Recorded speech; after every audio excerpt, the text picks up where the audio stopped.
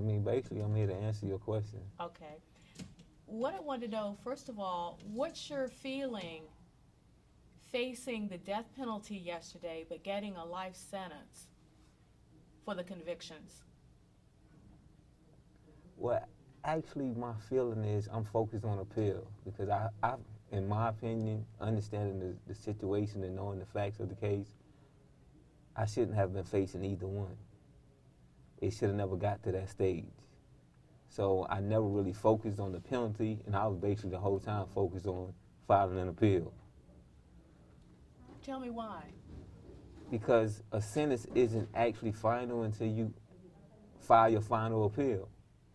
So I know a lot of things took place throughout the course of my trial that shouldn't have took place. And if they didn't took place, I would have never been found guilty. But the only way to handle that is on appeal. So that's why I was basically focused on my appeal. Everything else was basically irrelevant to me.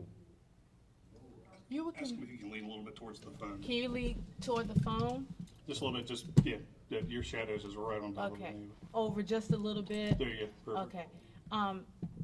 You were convicted of killing Crystal and the kids. Did you kill Crystal and the kids? No, ma'am. I mean, I don't know how much of the case you follow, but the entire time I've always said that I was innocent, and when I left home, my family was alive.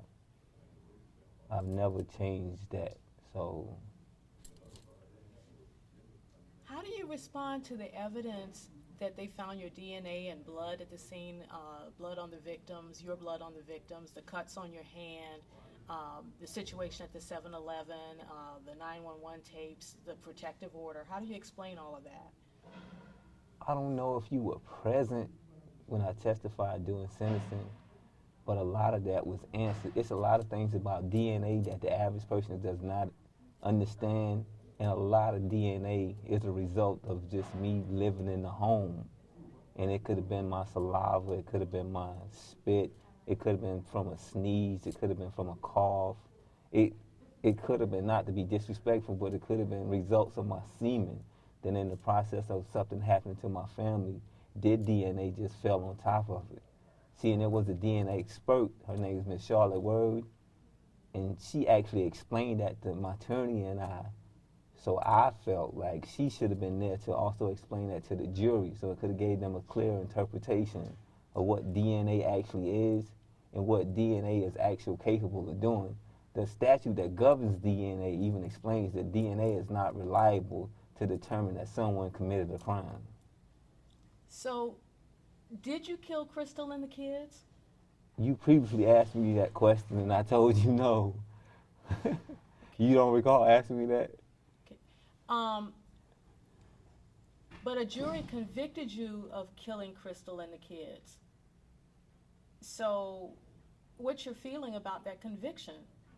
Well, it's like I told you, my feelings are it should not have happened, but it did happen. But there's this old saying that you worry about the things that you can change and you focus on what you can change and what has already happened that you don't have the potential of changing. So, I just want to make sure I'm clear here. You were saying you did not kill your family. What are you saying here? I'm saying that I'm innocent. I did not kill my family. And I'm also saying that a misunderstanding of the evidence, if more of a defense was presented, then I would not have been convicted because the DNA, the video, and basically the telephone records could have all been combated by a better defense. Um, how do you feel now going forward with this conviction? Um, what about your future, life in prison? See, and that's where you're misunderstanding me. My future does not consist of life in prison until I've filed my last remedy for appeal. And because I understand so much about my case, I know that the final result for me will not be life in prison. I will win this on appeal because I know that I did not kill my family. And then the next time, a better defense will be prepared and there'll be a different result. So I'm not focusing on life. That's like me focuses on an illusion, something that I know that is not real. Now, someone who's looking on from the outside, don't really knowing what happened on the inside, they may be confused by the outside because they can't see what happened really on the inside of the trial. But understanding what happened on the inside of the trial and knowing that I did not kill my family, I know that I should not have been convicted. So being there throughout the course of the entire trial, I know what went wrong, and I know it should have been done better that wasn't done. So once I get my appeal in the next trial, what should have been done in the last trial will be done. What happened to your family then? Do you know who killed them or what happened to them? Well, I left. So when I left, I can't say what took place after I left. But all that I know that there was numerous things that were missing from my home that was not placed inside of the evidence. And I know that the police was aware of the things that was missing out of my home that was not placed inside of the evidence. The Commonwealth was aware of things that was missing out of my home that was not placed in the evidence.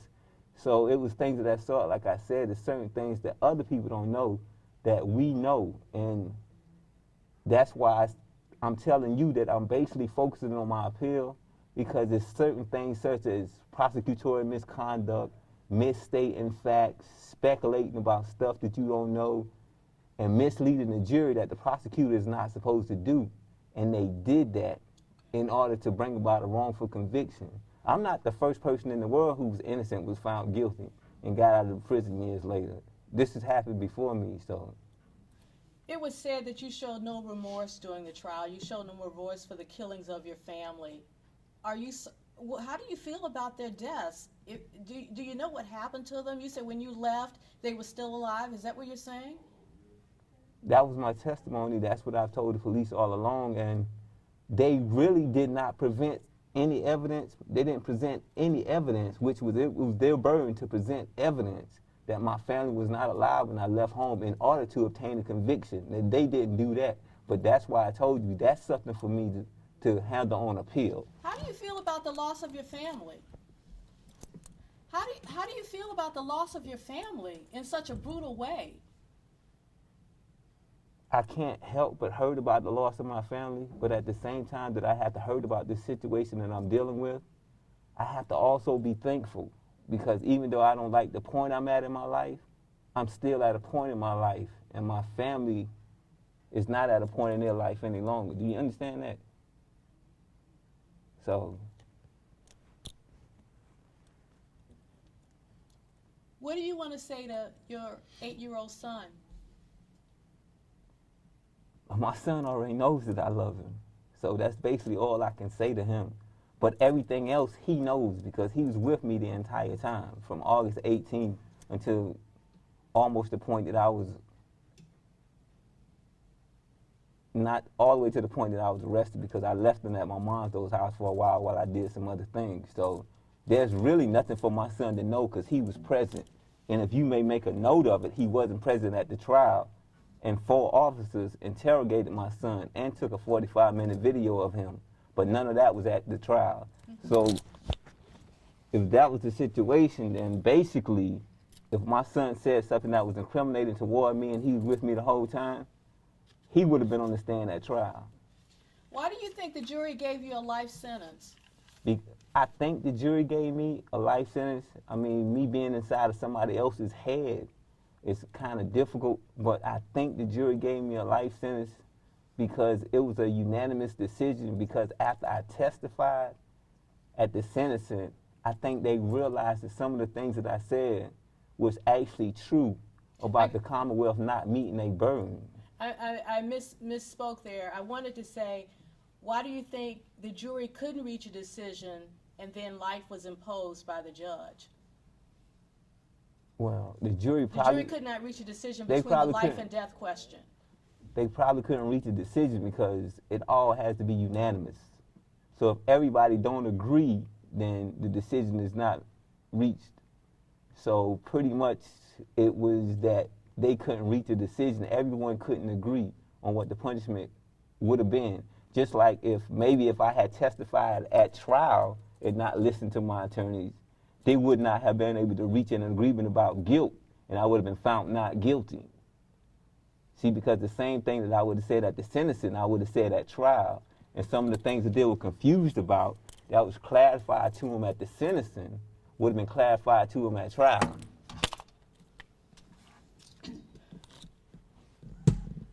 The evidence seems so overwhelming that was presented at trial as far as DNA and phone calls and that sort of thing.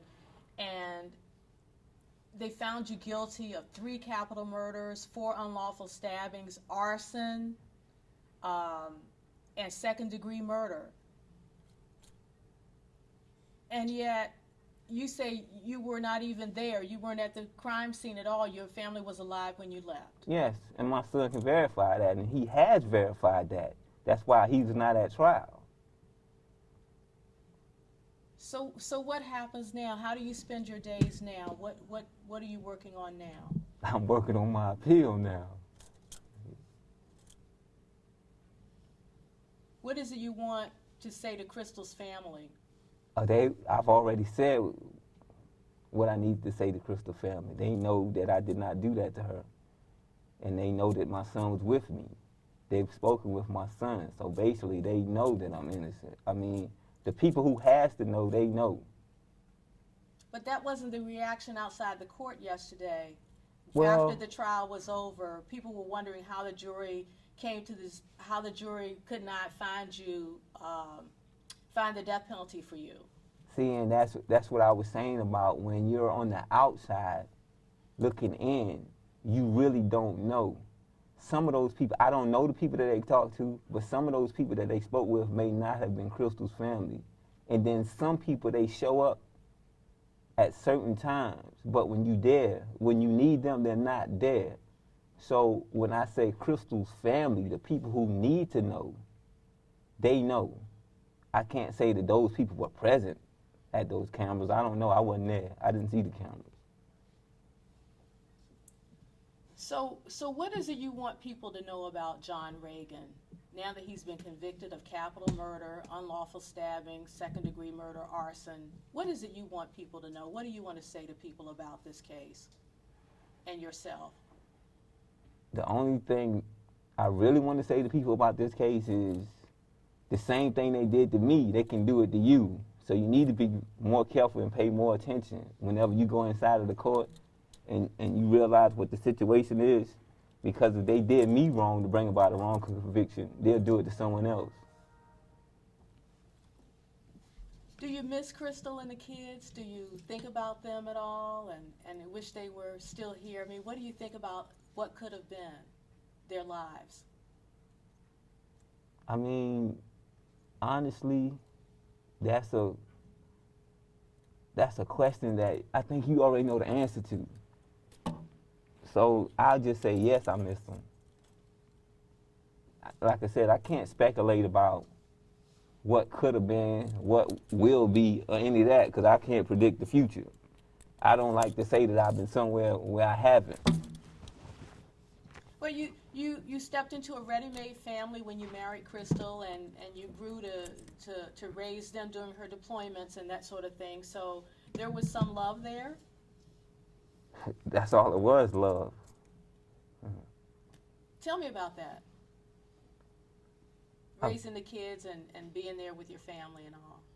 I don't want to go through all of that right now because I'm quite sure that you may have access to all of that on the internet. And that's like a long story. But pretty much, I learned growing up as a man does whatever he has to do to take care of the people and the things that he's responsible for. So basically, that's what I did throughout the course of that. What about those letters that the prosecutor made you read in court? The letters to Courtney. What was that about? That's what I was saying. It was irrelevant. It didn't have nothing to do with the, and she really wasn't supposed to be doing that. So that's what I was saying. A lot of stuff took place throughout the course of my trial that wasn't supposed to. You understand what I'm saying? Yeah. I mean, it was really irrelevant. She was just a friend, someone that I wrote a letter to. It had no significance on if the crime was committed or if the crime wasn't committed or if they should give me life or if they should give me death. It had no significance. It had no relevance. So really, it wasn't supposed to be offered in evidence. It wasn't supposed to be used in cross-examination, but it was allowed to happen. Once again, that was prosecutorial misconduct. That was a violation of my Sixth Amendment right to a fair and impartial trial. So, like I'm saying, but all that has to be handled on appeal. Do you have new lawyers for the appeal or the appellate process, or? I haven't obtained any lawyers yet. Mm-hmm. Okay. Do you know how long you'll be here before you go from here? You don't have any idea about that? No. You know, I think formal sentencing is June 13th for you. So I'll definitely be here today. Yeah, yeah. Well, Mr. Ragin, thank you for talking with us. Is there anything else you'd like to add so people know just John Ragin's position on this entire case, this trial, this whole crime? What do you want people to know? My position is I'm not the first person who's found guilty was innocent, and I won't be the last. And just like I wasn't the first person that was found guilty, he was innocent. They got out, I'll get out. And that's basically what I'll be focused on while I'm here, taking care of the proper legal procedures for me to get out. And again, you want people to know that you didn't kill your family, you're innocent. That's what you said. I've said it over and over again. What's that? Mm-hmm. That I'm innocent. When I left home, my family was alive. My son was with me the entire time. I mean, it don't take a rocket scientist to figure this out.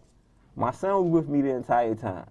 If my son seen me commit any type of crime, to see me do anything to his mother, his brothers, or his sisters, or anybody of that sort, the Commonwealth would have had him there to testify. But he wasn't there. So that should bring up a light bulb in anybody's head. Why wasn't he there? Because everybody else that they could get there to say something negative about me, they had him there. So the only person that was with me the entire time was not there. That's a question that any reasonable person would want to ask themselves. And then it's like I said, there's so much. So when you say about the phone records, the Commonwealth's argument was my family died around 7:18, 7:30. I caught the magistrate's office at 9:17. Who killed somebody then calls the police? That doesn't make sense. The police told me they were coming to my house. Why would I sit up in there after I killed my whole family, waiting on the police to come, knowing that they were coming, and I would be there? None of that makes sense. You understand what I'm saying? Mm-hmm. So when a person doesn't know the whole situation, and a person is not attentive to what's really being said, and a person, it's easy to come to a conclusion when you already have your own preconceived judgments. It's like a self-fulfilling prophecy. When you already have something inside of your head, you just look for what to make it true. So when they said that they phone records were around 7:18 and stuff, and they stopped making phone calls, that wasn't uncommon. My defense was supposed to put on phone records that showed that it was not uncommon for their phones, for them to stop making phone calls around 7:30, 8:30, 9, something like that, and don't pick up until the next day. There's been times when we went out of town when we didn't have no phone records for 2 or 3 days, nobody. So that don't mean my family's dead. And since I was there, I knew they wasn't dead at that time. How do you explain the cuts on your hand that were seen at the 7-Eleven after the That lady made 3 inconsistent statements within a minute's time. So if they gave value to her statements, then it was only because, like I said, they already had their preconceived notions. I mean, if somebody tell you 3 different things about one thing within a minute's time and you still believe them, that don't say nothing about me, it says something about you. What about the green bottle with the gasoline in it and Sierra's burning and all of that? A lot of that, I don't know anything about it. You didn't even ask a direct question just now. You just said, what about that? There was a green bottle, detergent bottle with gasoline in it that was found at the scene, and gasoline was poured on the victims' bodies, and Sierra was burned. And your DNA was found on that bottle? It was inside of my home, so I mean, it wasn't impossible for that to take place previously throughout the course of doing something else. See, and that's another thing a DNA expert explains, that your DNA can be a certain place for years, months, days. There's no way to determine how long your DNA has been placed wherever it's been placed. So since something is inside of my house and you get my DNA off of it, you don't know when my DNA was placed on it. So I'm to ascertain you were wrongly accused or wrongly convicted. Yes, you got it. You got it. Yeah. And the only way they obtained the conviction is by using improper methods, prosecutorial misconduct, but that's going to be handled on appeal. I'm quite sure Ms. Muth would know what that is. You know, the lady who was inside of the court, she'll know what it is. But Okay. Thank you very much.